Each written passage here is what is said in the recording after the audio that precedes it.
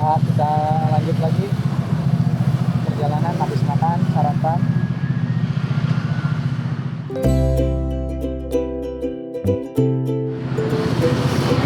Itu wait.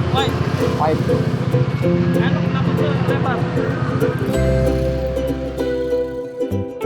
Dari perut kenyang di rumah makan Barenang siang yang emang legendaris itu, kita bakal lanjut gaspol ke Anyer lewat jalur roller coaster Mandalawangi.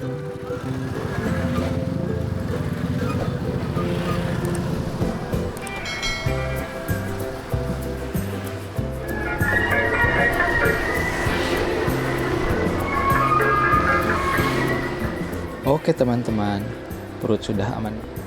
Habis isi bensin di rumah makan Barenang siang, Rangkas Bitung. Isi bensin perut ya. Kalau kesini nggak pesen ayam goreng atau olahan sayurnya, rasanya ada yang kurang.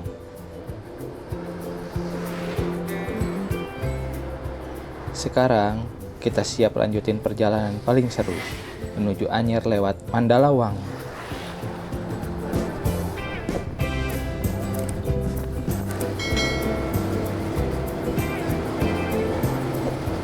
Sambil jalan keluar kota, kita bahas sedikit soal Rangkas Bitung. Kota ini bukan kota sembarangan. Disinilah Multatuli atau Edward Douwes Dekker dulu bertugas dan menulis buku Max Havelaar yang mengguncang dunia. Sekarang, Rangkas sudah jadi lebih modern. Akses jalan sudah mulus banget nih, dengan adanya tol dan perbaikan jalan nasional. Akses ke Rangkas tak lagi horor kayak dulu, kota tua yang sekarang sudah bersolek.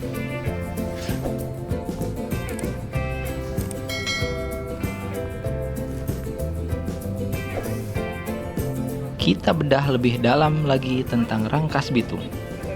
Kota ini punya jiwa yang unik karena dia adalah perpaduan antara sejarah kolonial yang kental dengan modernitas yang sedang tumbuh pesat. Kita nggak bisa lewat Rangkas Bitung gitu aja tanpa bahas sejarahnya. Kota ini adalah pusat pemerintahan Kabupaten Lebak sejak tahun 1851. Ikon paling kuat di sini sekarang adalah Museum Multatuli. Kalian harus tahu, nama Rangkas Bitung itu sendiri sangat unik. Ada yang bilang berasal dari kata rangkas atau pohon sejenis bambu, dan bitung sejenis bambu besar. Jadi, dulunya ini adalah daerah hutan bambu yang rindut.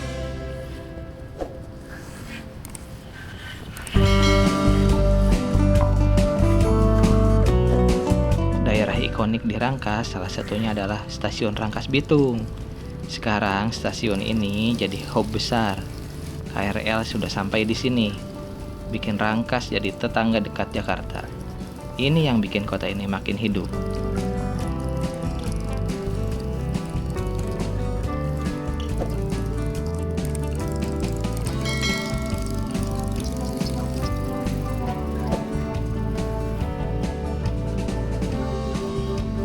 Yang saya suka dari daerah sekitar Rangkas adalah transisinya. Keluar sedikit dari kota, kalian bakal nemu hamparan sawah dan kebun karet yang sangat luas.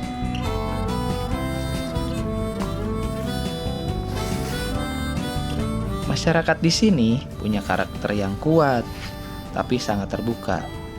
Mereka sangat menghormati tamu.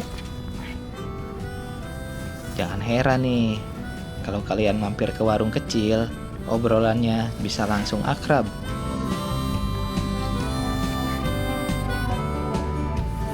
Di sini semangat gotong royong dan silih asah silih asuh masih kental banget.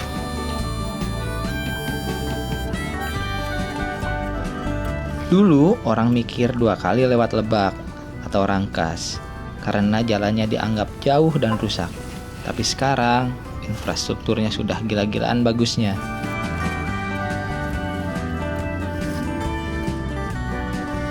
Jalur ke Anyer lewat Rangkas itu menawarkan pengalaman yang lebih pedesaan dan vibe petualangan yang dapat banget dibanding lewat jalur Serang yang lebih padat.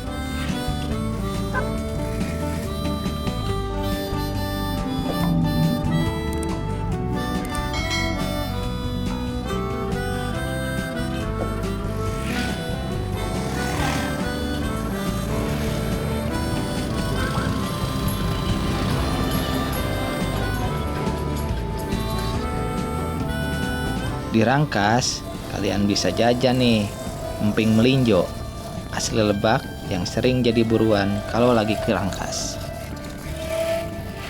Mantap, Rangkas Bitung memang punya daya tarik tersendiri.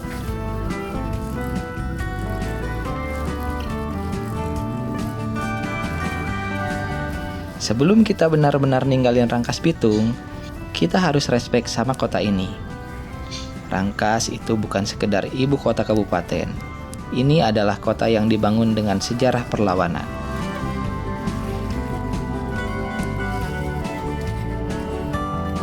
Rangkas itu kota yang tua-tua keladi, makin tua makin jadi.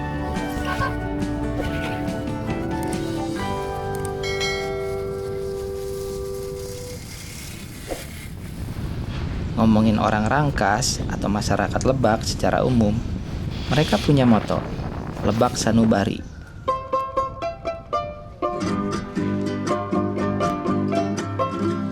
Orang sini itu terkenal jujur, blak-blakan, tapi hatinya lembut banget.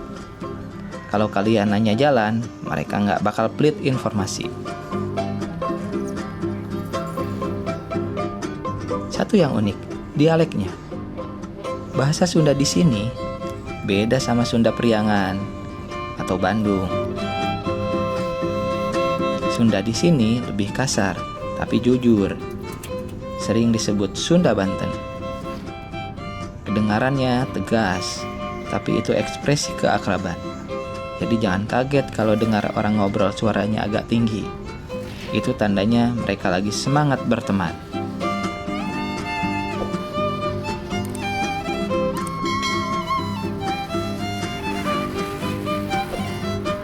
Keluar dari pusat Rangkas Bitung menuju Anyer lewat Mandalawangi, kita bakal ngelewatin daerah yang namanya Warung Gunung. Di sini transisinya kerasa banget. Dari hiruk pikuk kota, perlahan berubah jadi hamparan sawah yang hijau yang luas. Di daerah ini, kearifan lokal ngaliwat masih kental banget. Jangan heran kalau di pinggir-pinggir sawah atau bawah pohon jati, kalian lihat warga lagi makan bareng pakai daun pisang. Itu simbol kebersamaan orang sini yang nggak luntur oleh zaman. Dulu jalur Rangkas Anyer lewat Mandalawangi ini dianggap jalur pinggiran. Tapi lihat sekarang, aspalnya sudah standar nasional.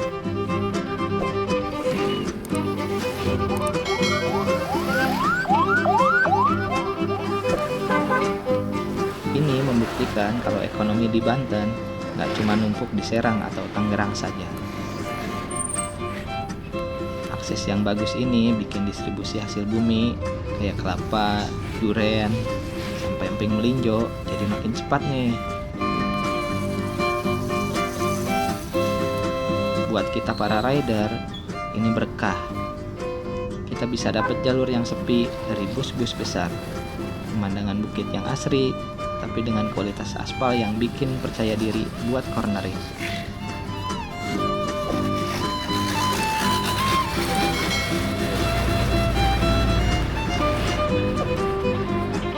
Rangkas Bitung itu kayak garis start yang sempurna. Masyarakat yang hangat ngasih kita bekal energi positif. Dan sejarah kotanya ngasih kita bahan buat merenung sepanjang jalan.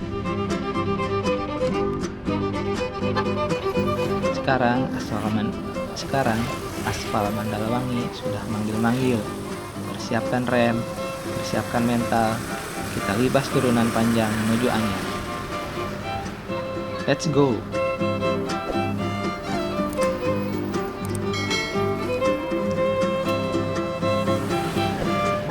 Nah, ini dia menu utamanya, jalur Mandalawangi.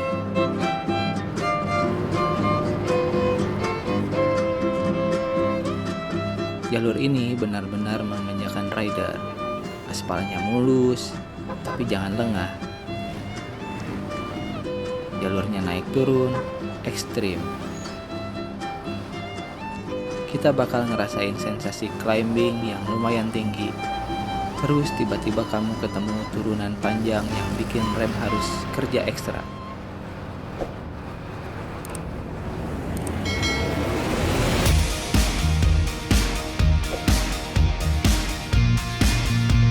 Sebelah kanan kiri itu perbukitan hijau dan Gunung Pulasari yang megah.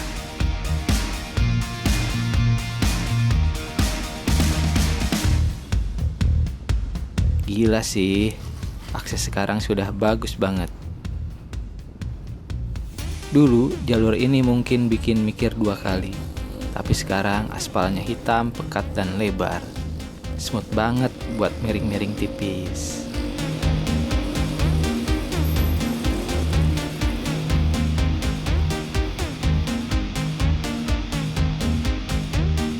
Di sepanjang Mandalawangi, kearifan lokalnya masih kental. Kalian bakal sering lihat warga yang ramah banget.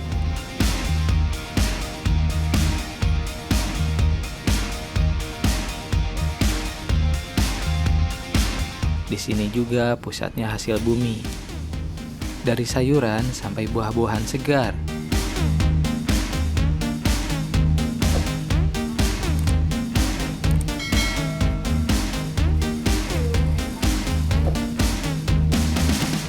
Masyarakat di sini sangat menjaga tradisi religiusnya nih.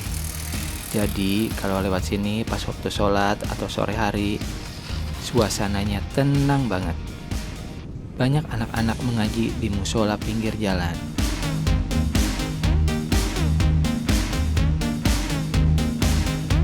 Benar-benar vibes Banten yang sangat asri.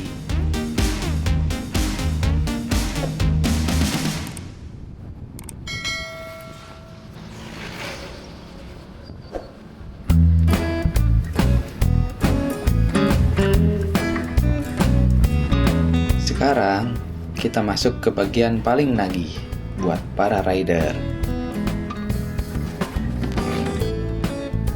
Jalur Mandalawangi menuju Anyer itu ibarat roller coaster. Aspalnya mulus, tapi tikungannya dan turunannya nggak main-main.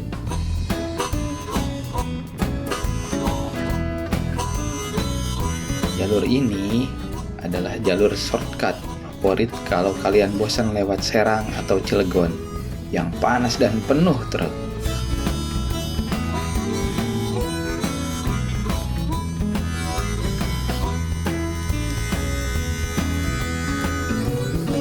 Mandalawangi itu secara harfiah artinya hutan yang wangi. Mungkin karena dulu saking banyaknya pohon bunga atau kayu-kayu harum di sini. Tapi yang pasti sekarang yang wangi itu bau aspal segar karena jalannya mulus banget.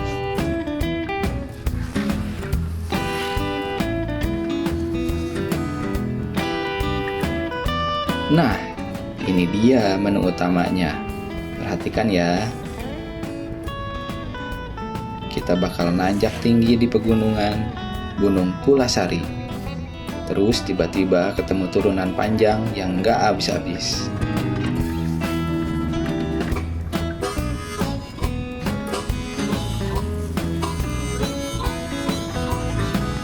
Hati-hati di turunan panjang ini.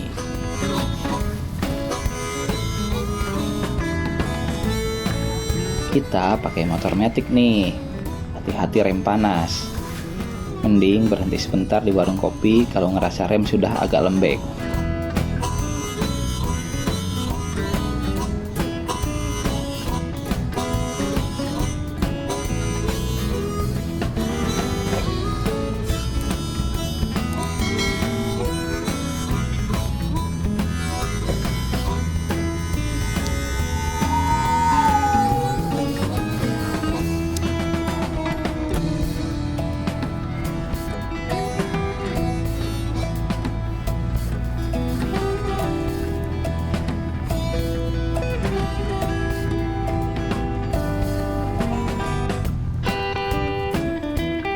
Tapi lihat deh, setiap tikungan di sini itu rewarding banget.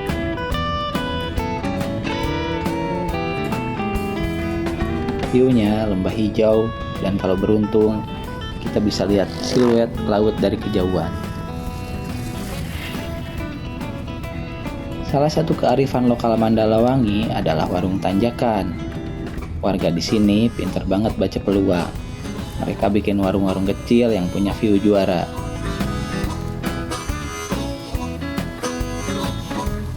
Masyarakat Mandalawangi itu sangat menjaga alam. Kalian bakal lihat banyak kebun durian, pete, dan jengkol di kiri kanan. Mereka hidup selaras sama gunung.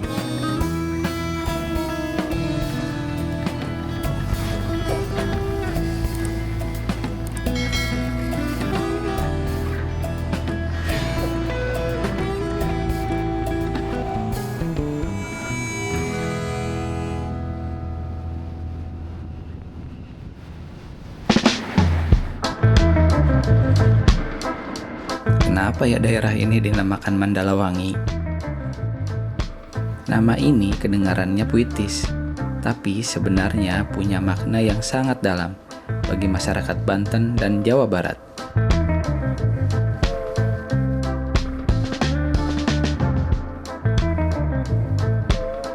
Secara etimologi, Mandalawangi berasal dari dua kata, Mandala yang artinya wilayah, tempat, atau lingkaran suci, sedangkan wangi artinya harum.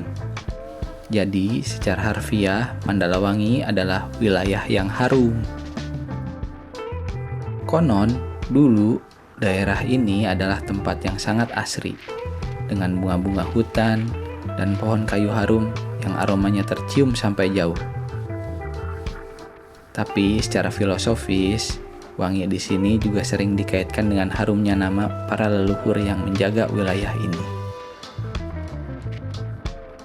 Kalau kita tarik lebih jauh ke belakang, nama Mandalawangi sering muncul dalam sejarah atau naskah kuno terkait masa kerajaan Pajajaran. Wilayah di sekitar Gunung Pulasari yang kita lewatin tadi tuh dianggap sebagai tempat keramat. Gunung Pulasari adalah tempat peristirahatan terakhir atau tempat pertapaan para raja dan kaum resi atau orang suci. Mandalawangi menjadi semacam gerbang masuk atau wilayah penyangga menuju kawasan suci tersebut. Itulah kenapa sampai sekarang aura di jalur ini terasa beda. Ada perpaduan antara keindahan alam dan nuansa mistis yang tenang. Masyarakat lokal juga punya cerita turun-temurun nih. Katanya Mandalawangi adalah tempat bersemayamnya para penjaga gunung. Cerita tentang harumnya wilayah ini bukan cuma soal bunga, tapi soal kehadiran yang tak kasat mata. Makanya ada kearifan lokal yang masih dipegang sampai sekarang. Kalau lewat sini, kita harus menjaga lisan dan sopan santun. Jangan sombong, karena kita sedang bertamu di wilayah yang sejak zaman dulu dianggap sebagai wilayah suci. Dulu Mandalawangi hanyalah jalur setapak dan hutan yang lebat, yang jarang dilewati dengan medannya yang sulit. Tapi seiring perkembangan zaman, pemerintah mulai membangun akses aspal ini. Hebatnya, meskipun jalannya sudah modern dan halus, suasana wangi atau keasrian hutannya tetap terjaga. Ini yang bikin Mandalawangi tetap punya tempat spesial di hati para rider.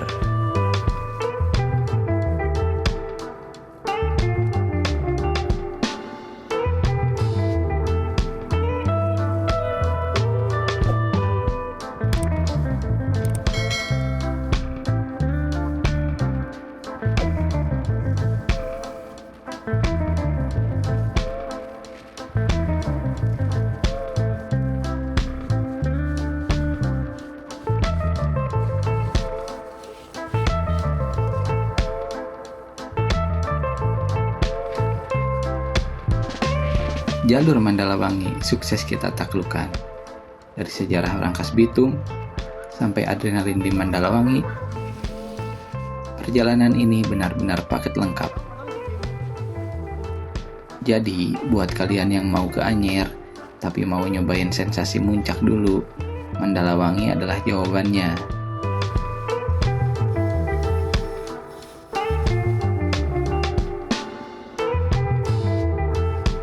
Begitu kita turun dari perbukitan Mandalawangi, udaranya bakal berubah. Dari yang tadinya dingin pegunungan, mulai terasa ada bau-bau garam.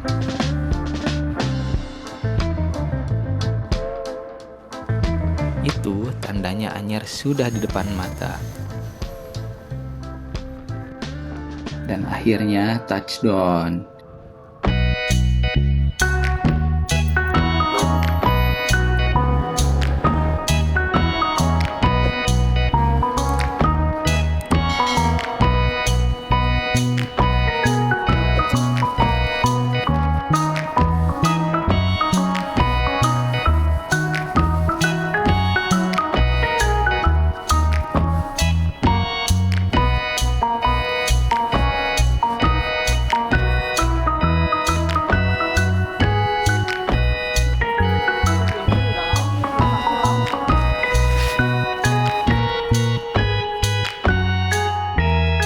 Setelah tadi disiksa tanjakan dan turunan Mandalawangi, sekarang kita dapat rewardnya. Selamat datang di pesisir barat Banten.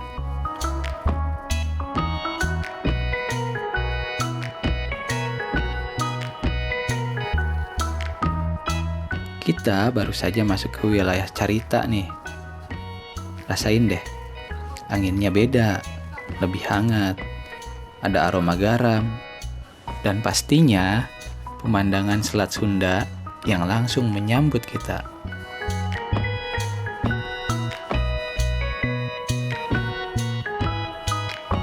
Nama Carita itu punya sejarah panjang. Dalam bahasa Sunda, Carita artinya cerita atau kisah.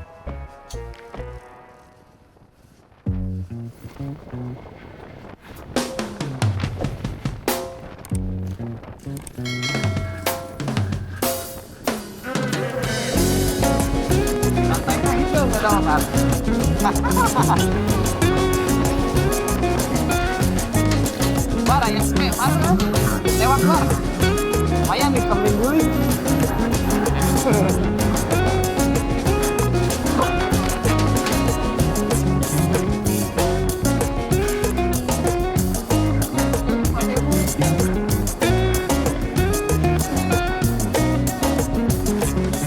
Carita sudah jadi destinasi wisata sejak zaman Belanda.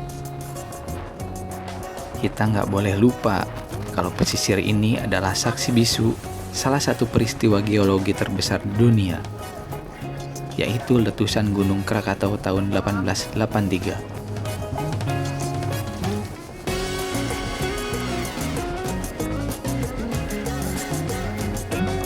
Seluruh pesisir ini pernah hancur diterjang tsunami dahsyat saat itu. Tapi lihat sekarang, Carita bangkit dan tetap jadi primadona wisata Banten.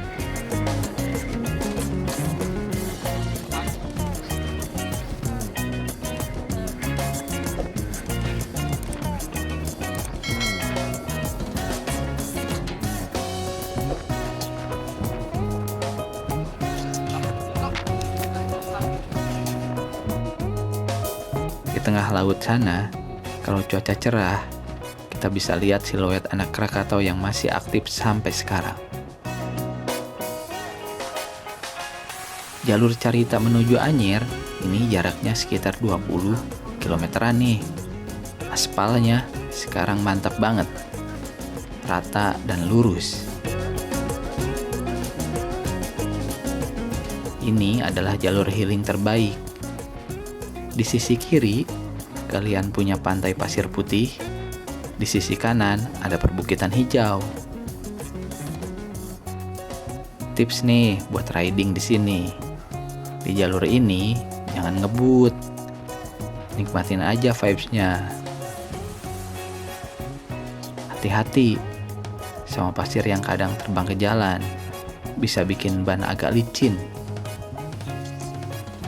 Dan yang paling penting, Waspada sama kendaraan yang keluar masuk dari gerbang-gerbang pantai.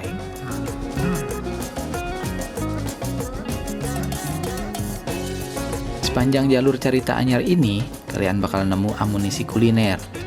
Paling ikonik tentu saja otak-otak bakar, khas Labuan atau Carita, dengan sambal kacangnya yang pedas asam. Masyarakat di sini mayoritas nelayan dan pelaku wisata nih. Mereka sangat terbuka dan terbiasa dengan pendatang. Kalau kalian mampir ke pelabuhan kecil di sini, kalian bisa lihat betapa kuatnya budaya melaut mereka. Jangan lupa beli ikan bakar segar langsung dari nelayan. Rasanya beda, jauh sama yang di kota.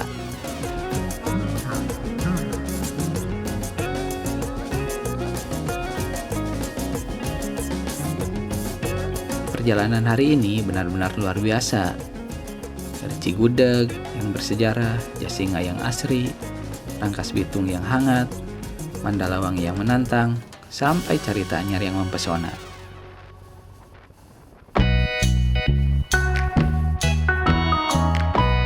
Banten Barat itu lengkap. Ada adrenalin, ada sejarah, dan ada ketenangan laut. Buat kalian yang mau ngelepas penat, rute ini sangat saya rekomendasikan. Jangan lupa ya, jaga kebersihan pantai dan tetap sopan di jalan.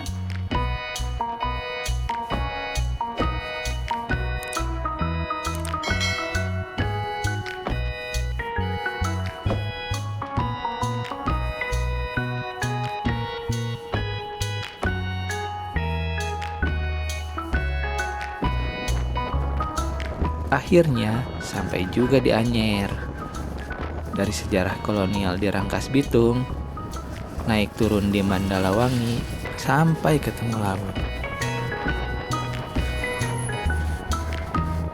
Jalur ini paket lengkap buat kalian yang mau touring. Santai tapi tetap dapat tantangannya.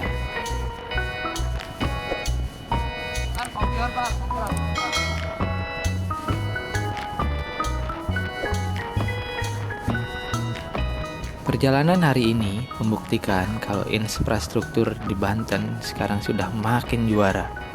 Jadi, kapan kalian mau ngegas ke sini? Saya dari Anyer pamit dulu. Stay safe, stay hungry, and keep riding. Sampai ketemu di tikungan berikutnya.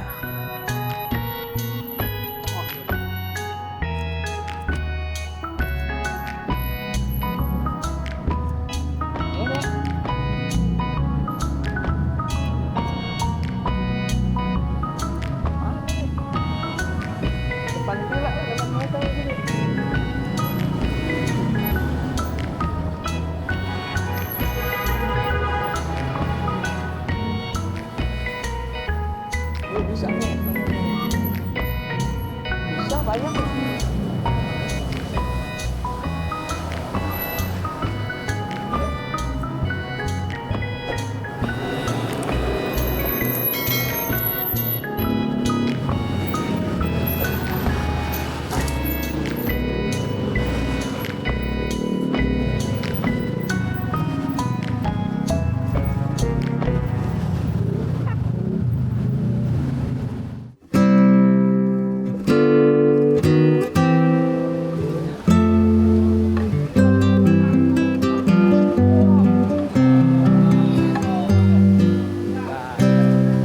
Hai dulu dong.